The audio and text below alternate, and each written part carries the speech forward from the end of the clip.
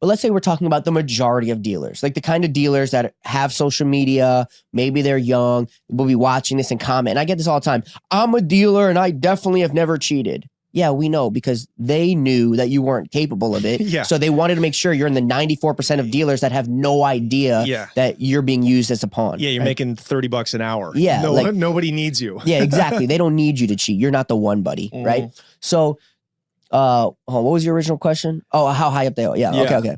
So those guys, the 94% of dealers, have zero knowledge, right? Zero pressure, zero understanding. They just think a guy's losing or a guy's winning and they don't know the difference. They're like, I hope this guy wins because if he wins, he's going to tip me. And the dealer probably truly thinks that and believes that. And they don't know anything else. Makes perfect sense. Right.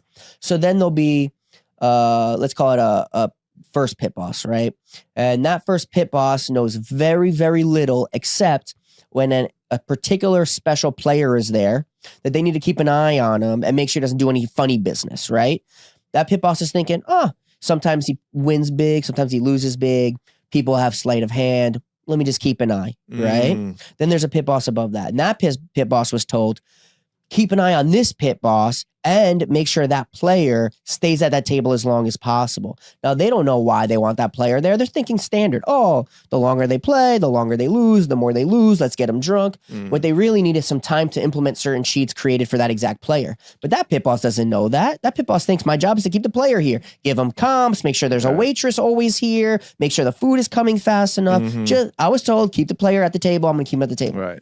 You don't know why. And this guy, this second pit boss, he's the one actually looking at the cameras now? No, he'll be on the floor also. Okay, so these guys are still on the floor. Who's above that second pit boss? So then there comes another pit boss, right? And that next pit boss might be involved with the surveillance room. And from the surveillance room, they're keeping an eye on that player and maybe the player's entourage. What are they doing? Where are they going? How can we manipulate?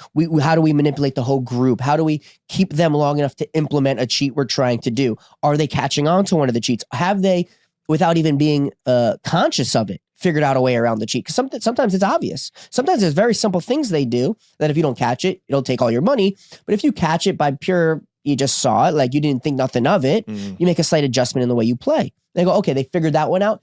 Time for the next one. Call upstairs. And they call the next guy. Who is? It'd be like a lower ranking executive, for example. You know? Oh, I'm not like sitting in the room next to these guys as they're doing